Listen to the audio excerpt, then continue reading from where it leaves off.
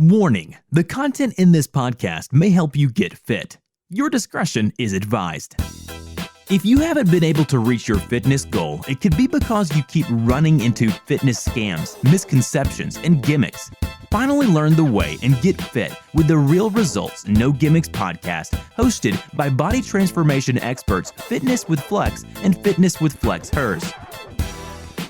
Welcome, guys, to the 8th episode of the Real Results No Gimmicks podcast. We're your hosts, Fitness with Flex and Fitness with FlexHERS, and we're body transformation experts. Many of you may know us from our clients' amazing transformations from all over the United States and all over the world. And in today's episode, we're going to talk about how to fight off the craving monster.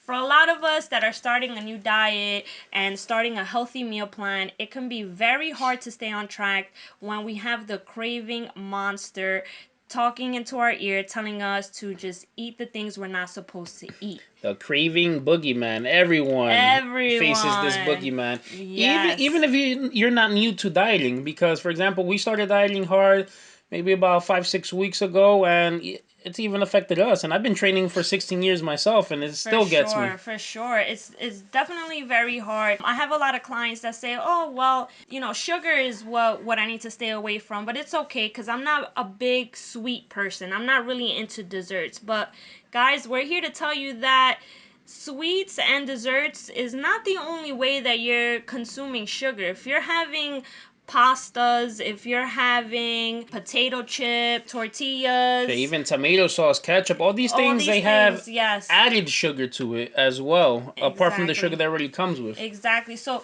you're already consuming sugar, and these cravings can get really intensified, specifically for the first 2 weeks. More than likely, once you get past the first 2 weeks, you can now more easily continue with your meal plan, but it's those first 2 weeks that really make you or break you. And for those of you that break within those first 2 weeks are more than likely to stay in that routine of constantly breaking, because you're never really going to tell your body that you're not supposed to eat those things. Your body's only going to really adapt to what you do consistently. Exactly. And once you break one time, it's so much more easier to break the second time. Your brain creates neural pathways on everything that you do. So if you're very, very disciplined, of course it's going to be hard the first couple of times, but then after a couple of days, your body builds these pathways, and it's just so much more easier to stick to the diet. But once you break that one time, now your brain creates another neural pathway telling you, yes, let's cheat. Now the next time you see a craving, it'll be that much more easier to go ahead and cheat. And this is why a lot of people will never reach their fitness goal.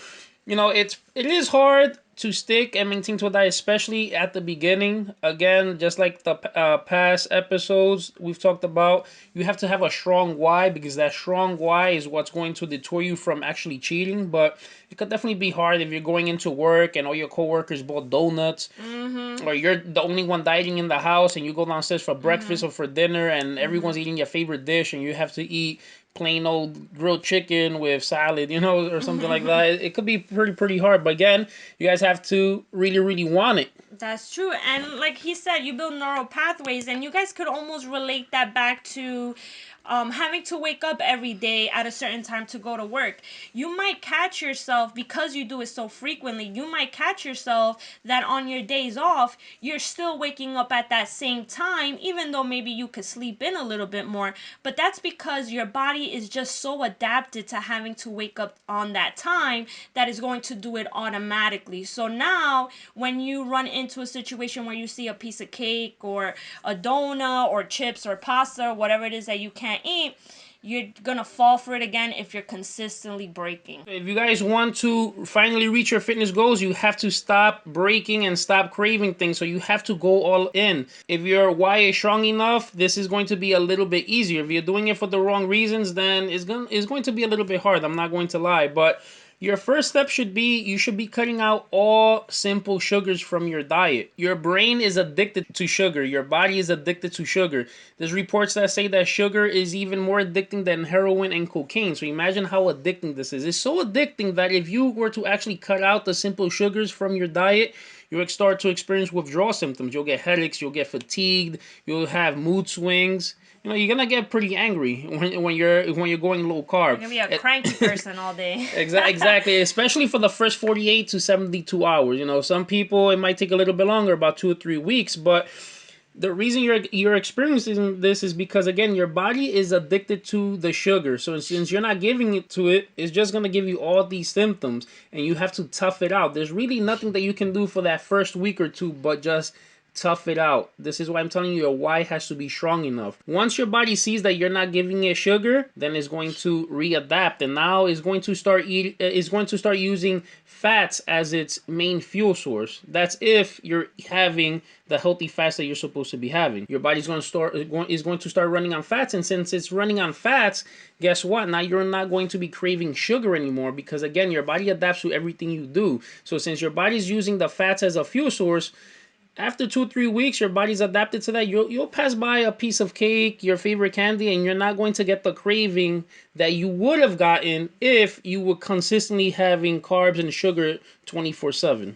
And a lot of people might not really believe the fact that sugar is almost as addicting as cocaine. But use yourself, if you don't believe it, use yourself as an experiment. Because we know from us, dieting and restricting ourselves from refined sugars, how addicting it is. But use yourself as an experiment so you could genuinely and truly see how addicting these things actually are. Some of my clients tell me all the time when they start their meal plan, oh, I'm feeling headaches, I'm feeling a little fatigue, maybe I should have something sugary, maybe my sugar will drop, this, that, and the other. Of course, it all depends on, what state you're in, if you have any type of like diabetes or anything like that. But if you're fine and you're experiencing all these things, that's when you start to realize, holy shit, this shit really is addicting.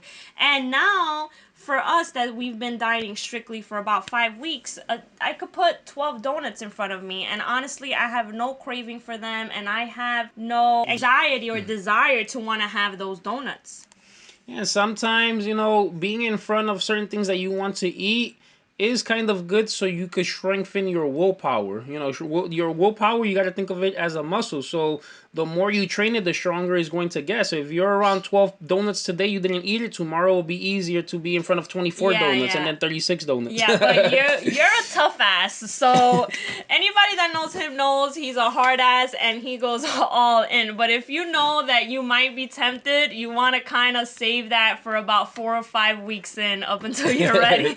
Sometimes I like to just torture myself and go into like a candy store and look at everything. I know. And then just walk out. I know you joking, very well.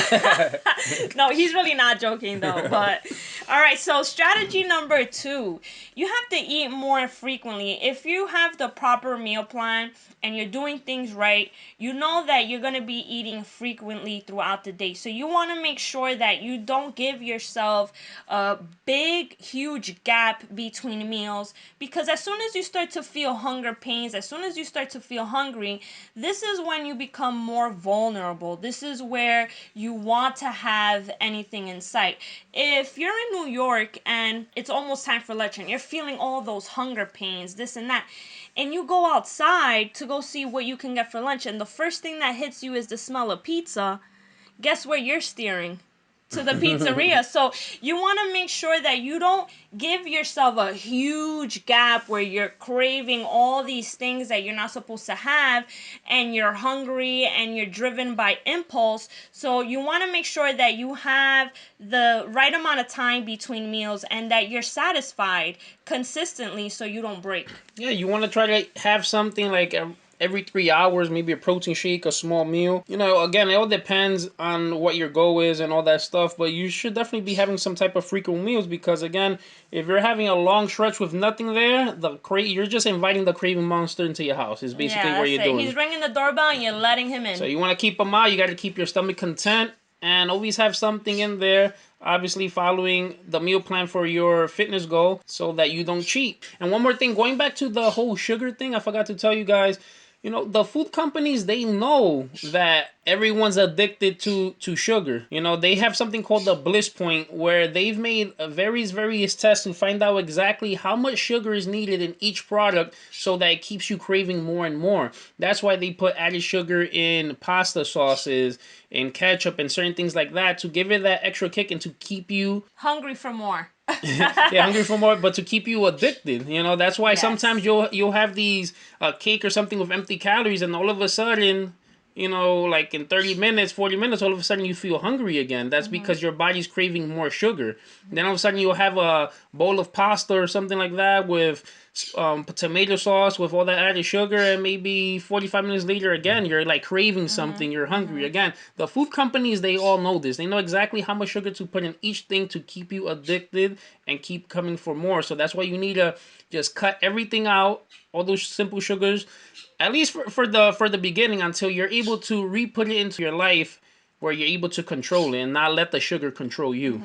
And one more point on that, it just popped into my head.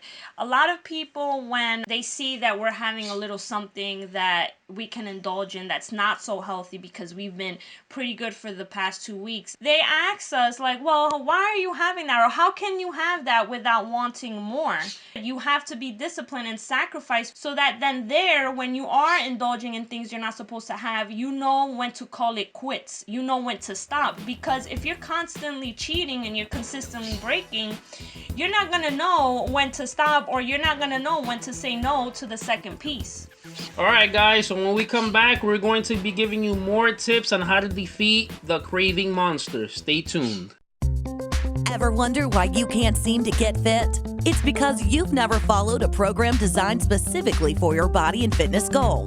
The Fitness with Flex coaching program is like a GPS to get fit.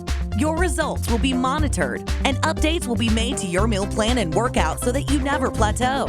Available in any state or country. Go to www.fitnesswithflex.com and learn the way now. And we're back. So another strategy to do is to have a weekly cheat meal.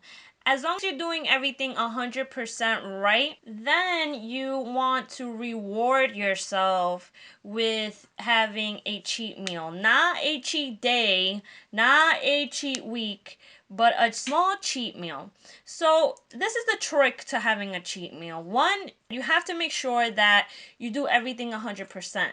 You can lie to your personal trainer, you can lie to whoever you want, but the only person you can't lie to is yourself. So only you know if you're doing things 100% right. Another thing, it all really depends on who you are, where you are physically, and what fitness goal you have. Some people might have some fitness goals that are a little more aggressive than others, or they have a certain due date versus somebody that just wants to be fit without having a date involved. So it really all depends, but having a cheat meal weekly is a way to feel like you're getting rewarded for all the sacrifice, and you have something to look forward to. And this is going to help you bring down all those cravings, because you know that because you've been doing everything 100%, you're going to be able to indulge in something small that you like. Yeah, and in the long run, it'll probably keep you more consistent because you're looking forward for that cheat meal. So you want to make sure you're doing everything 100% right, doing all your cardio, doing all the weight training,